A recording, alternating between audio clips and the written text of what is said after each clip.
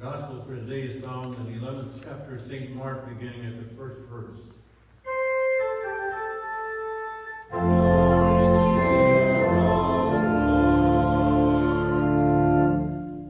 When they were approaching Jerusalem of Bethpage and Bethany, near the Mount of Olives, Jesus sent two of his disciples and said to them, "Go into the village ahead of you, and immediately as you enter it, you will find tied there a colt that has never been ridden.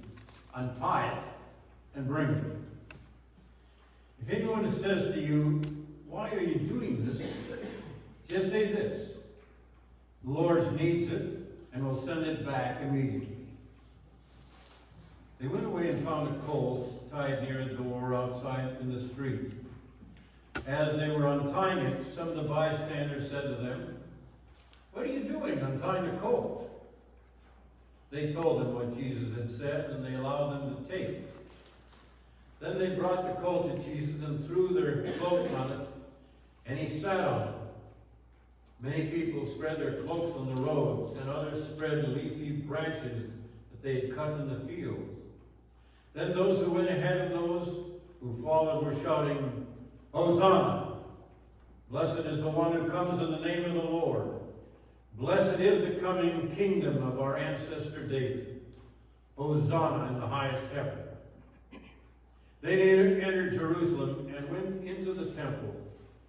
And we looked around at everything as it was already late, and went out to Bethany with the 12. Here ends the gospel for the day.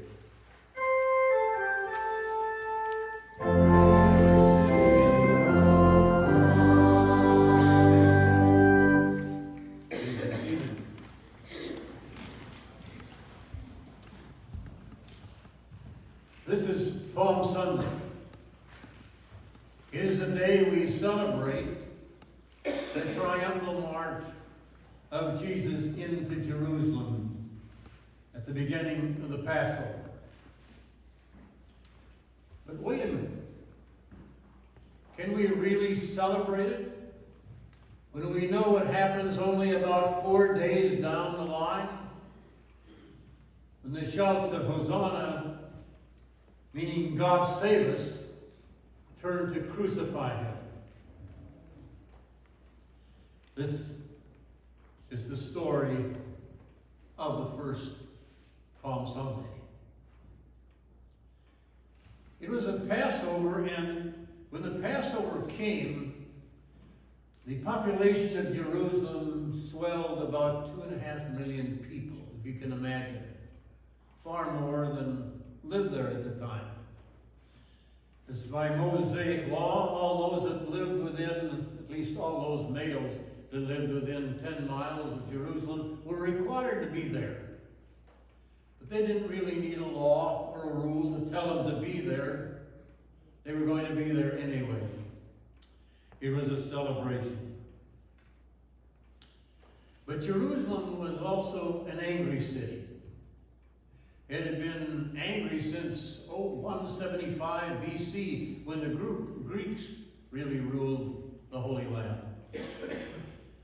The Greek ruler then wanted to end the Jews, wanted to get rid of them, wanted to make Jerusalem the perfect city to reflect Greek culture in that area. Not strange, not much different to today. Somebody wanted to get rid of all the Jews. And so there were uprisings, and now the Romans came. The Greeks had defied the temple by offering pork on the altar, by making offerings to Zeus, and actually taking the private rooms and turning them into a common brothel. But now again, the Romans were there, and they defied the temple too, brought in icons of rulers into the temple, just planning eventually to destroy the temple, which they did much later. After preaching for almost 60 years, and so approaching this text a number of times, It never amazes me how fast one person's fortune can turn from being a hero to a heel, to one despised. The other thing that I learned from this text year after year after year is that quite often suffering is a result of a life filled with purpose. We want to be excited by ticker tape parades. And we kind of feel that that triumphal entry into Jerusalem was that sort of thing. But Jesus knew what the event would lead to. We don't like to have a church that demands much of us or a faith that demands much of us. We'd rather have it give us something, make us happy, make us contented. The idea of suffering for something that we believe in, really does not make us that happy. A few years ago, this ad actually was a postal message that was sent out by one of the churches on just before Palm Sunday, trying to get people in to the church, to their church, a new church on Palm Sunday. And it read like this: "Hi neighbor, at last. A new church for those who have given up on church services. Let's face it, many people aren't active in church these days. Why? Too often the sermons are boring and don't relate to daily living. Many churches seem more interested in your pocketbook than your members. Your members are unfriendly to visitors. You wonder about the quality for your little children. You think attending church should be enjoyable? Well, we've got good news to you. Valley Church is a new church designed to meet your needs in these times. At Valley Church, you meet new friends, get to know your neighbors, enjoy exciting music with a contemporary flavor, have positive, practical messages which uplift you each week. How to feel good about yourself, how to overcome depression, how to have a full and successful life, learning to handle your money without it handling you, the secrets of successful family living, how to overcome stress. On this Palm Sunday, why not get a lift instead of a letdown? We like things that are uncomplicated, that make us feel good, that give us something in which we don't have to return much. But that's not the message of Palm Sunday. Palm Sunday is, life is not a ticker tape parade for those who believe. It is a time of self-denial, sacrifice, and suffering. And that's pretty much true of anybody who wants to live a purposeful, meaningful life. I know none of you are interested in March Madness, but there was a little illustration I could use. There was one coach, and I don't remember the team or particularly circumstances, but one of the teams that was in the 64 had a coach that had already been fired. He hadn't won enough. I don't know, he did pretty well. He made the 64 best teams, supposedly, in the country. But he'd been fired. But he was allowed to go and be with the team that he had coached during the year. The people, young people who were interviewed about this coach's history with the school was nothing but positive.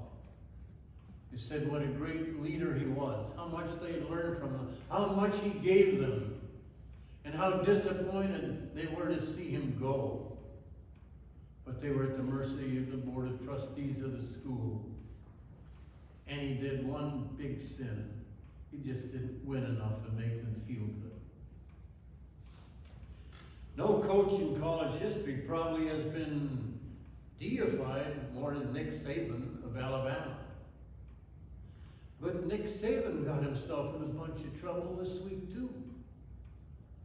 He started talking about the future of college football and said that in his opinion it was doomed by the new rules and the laxity of the group that he was a part of. He said as a coach he felt it was his duty to take kids and help shape them into responsible citizens.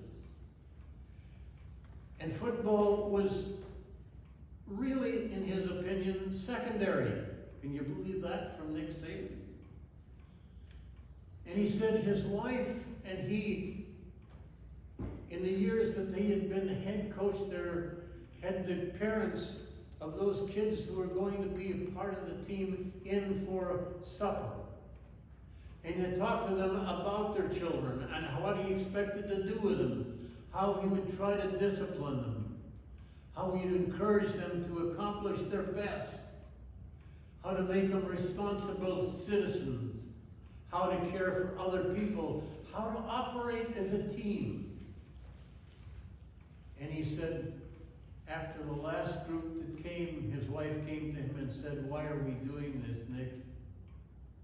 All they're interested in is money.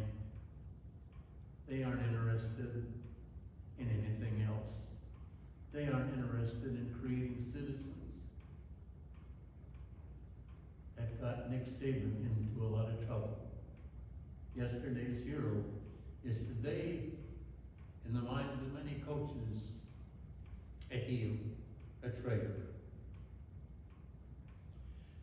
Be careful when God invites you to be a part of his team, because it isn't a ticker tape parade. It's suffering, self-denial. Think of the great people that God called to do his work. Abraham. Abraham seemingly was very comfortable, but God called him to start a new nation, to create a covenant community. And things went pretty well, but then he got involved with Lot and got into problems with his nephew. Things turned out badly. They had destroyed cities of Sodom and Gomorrah. Abraham ran into trouble when he went to Egypt, sacrificed his wife to take care of himself. Moses was called and the people were excited to get out of Egypt and to be free again. But they went out in the wilderness and started to complain. Is this what we gave up? I mean, we were probably slaves, but we at least knew we had all the meals a day. Well, God provides it for you in the wilderness. Yeah, but it's the same thing day after day. And when he came down to the Ten Commandments, they'd already chosen his brother to lead them. And they worshipped the golden calf. And the disciples were all excited, probably on Palm Sunday where they were marching in with Jesus, seeing the palm leaves and hearing the hosannas. But in 5 days they were running away and denying that they ever knew Jesus. Because being a part of God's truth means self-denial and sacrifice and suffering. Politicians too. Abraham Lincoln had a popularity, but in his second term he knew the game was over. He knew that somehow, someplace, somewhere, somebody would take his life, and they did. As did Martin Luther King, in trying to create a new life for his people. You sang as a recessional this morning, all glory, laud, and honor. Probably would help to understand how that song was written. It was written by Theodore of Orleans. He was a wonderful, wonderful sacrificial priest. He so impressed people that he was chosen by Charlemagne to be a bishop and participate in the revival that Charlemagne was making for the Holy Roman Empire. He thought that Theodulf was probably the best he could have. So he rose very high in terms of the priesthood. But then Charlemagne died, and his son, Louis I the Pious, thought that Theodulf was probably should be disciplined because he thought that he was plotting against him. And so he put him in prison. And it is from the prison that he wrote this song, all glory, laud, and honor, praising God, even though his dedication to the task of being a disciple of Jesus Christ got him the last 2 years of his life in prison, where he died. This is Palm Sunday. It's a day of triumph, day of celebration, but it's also a day of understanding that suffering and sacrifice is a part of discipleship. And the answer to why will come next Sunday when we celebrate the resurrection. Amen.